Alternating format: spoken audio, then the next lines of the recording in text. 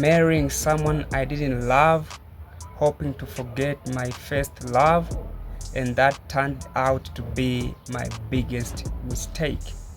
Man, come on, man. When you think lightly, you will see it's normal, but just try to think the entire cost of marriage, that time, that energy. And here the thing, man, like you have to learn from these mistakes, because don't be a simp. This dude, I can say maybe he was simping because he been chasing her since university, man.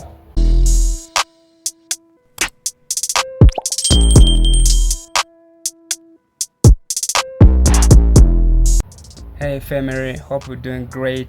I wanna welcome you back to the channel.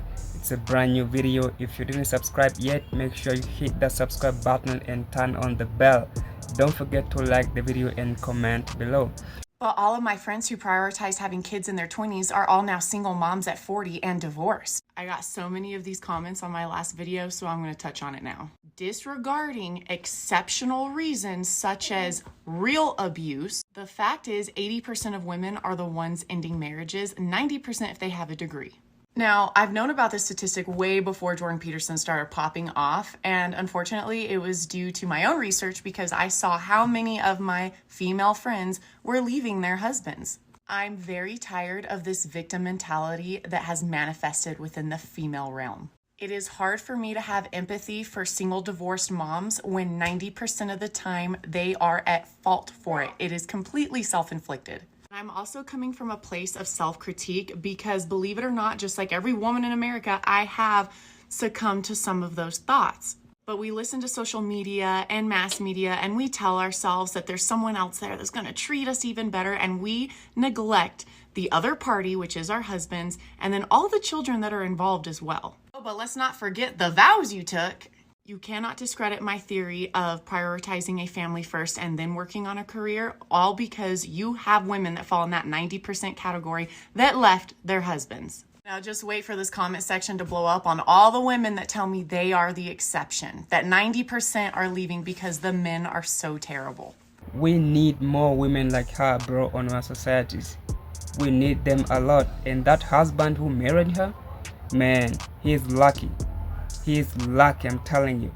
And here's the thing, women, when they're getting educated, those ones with the degrees are the one breaking down families. They are ruining marriages, because they never satisfied, and they're always in competition, because they see like, how can I go to school, get all these degrees and not using them?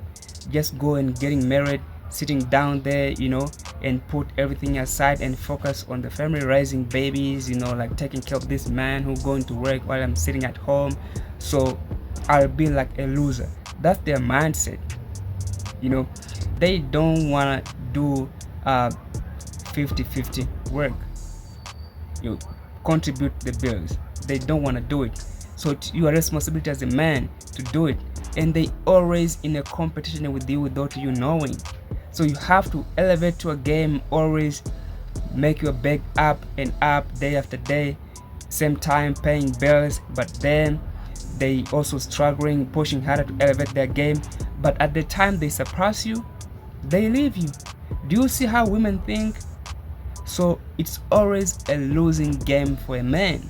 My son doesn't actually have a biological father. I am intersex, so I have both male and female sex organs, so I was just able to produce him on my own. I understand why you're confused though, since he does identify as a cat, but he's not biologically a cat. Like if he were to get his blood drawn, they'd send it off to a lab and they'd say, okay, this is a human, but my son, he told me that he feels in his heart that he is a cat, so I am raising him to be one.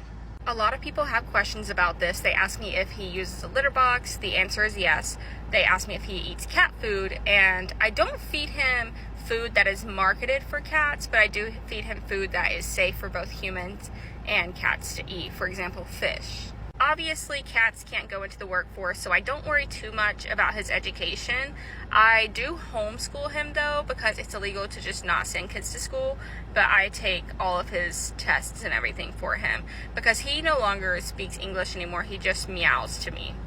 When I first got divorced, it was the hardest part of my life. I didn't have anything. I didn't have no car. I had to start over. I literally had to sell my car. Me and my kids got on a flight with 4 suitcases and my dog, and I had to start over. I ended up having to move back with my parents. Me and my kids was sleeping in a queen size bed, all 4 of us. I was ashamed. I had to get on food stamps, and I literally had to start over. I was embarrassed. I was like, Lord, what am I going to do? I'm out here in this world. I got 3 kids. What do? I don't know. I don't even know where to begin. And I look at my life now, even though I'm not where I want to be yet, I'm grateful for the experience, and I'm grateful for where he has brought me from, y'all. Do you understand me? I almost lost my mind. I'm telling y'all, I know what you're going through. I almost lost my mind. It was times that I contemplated suicide and everything. And God has done so much in my life. And I just want to encourage y'all, like, you're going to make it through it. He brought me through it. Love y'all. Now, she turned her life to God. It's a good thing. But again, you can find like the one who filed for divorce, it's her. Because majority of women are the one leaving marriages, not men. And the reason behind it, it's crazy. It's because they are not satisfied. And not most of them like not being abused. No, they live a happy marriage. I mean, the husband is providing, protecting, take care of her, but she's not satisfied. She thinks she deserves more, and she don't get it, so she have to step out. Breaking down those vows. Remember the cost of, running the marriage and everything. So it's actually so sad. So that's why men they opting out and getting married for something like this, because it never lasts. It's never lasts, man. What's your age? I am 28. What's the most you would spend on a first date? Never go more than $50 ever. And the reason is because there's an 80% chance you're never going to see that woman again. She picked to go out on a date with you today, but she has 3 other dates lined up for next week and the week after that. But we couldn't say the same thing about men? Not in most cases, no. Most guys are struggling to get dates. Most guys don't have the options that even an average woman to below average woman has. Guys, you really have to set yourself apart, showcase either an attractive image, be charismatic, and or be persistent, and in some cases, all 3, in order for you to even land a few dates a week. But let's be honest. If you're really attracted to a woman, why wouldn't you just go all out and take her to the dinner for a first date? Go for it. But it's always a risk. And if you're okay with having that experience and potentially never seeing her again, then by all means, it's your wallet. But with me, I don't like to waste my time. And I've realized that also when it comes to genuine desire, meaning a woman actually being physically attracted to you, actually having an interest towards you, she's not going to require all these crazy experiences. Some of my past girlfriends and some of the best women I've ever met walk in the park. Casual food, less than $12 a person. Ice cream and coffee. Very simple. Man, he's telling truth. And this is why I always tell people, do not use dating apps. They are so addictive. At the time you sign up your profile in there, you will never go out. You will always be there. You can be in a marriage, you live in happy family, but you will still have your account in there. It's so hard to delete that app. You can delete it, but you still have active account. But to close it down, it's so difficult. That's why you have to meet your husband or wife, girlfriend or boyfriend in real life. Stop going online, man. It's not healthy. Going on dating apps, looking for something, it shows you are lazy, looking something which is good for you. So why doing that? Go to public places, go to museum, go to the park, go to churches. You can find a good woman, meet people in real life. Please stop those virtual world. They're never ending well.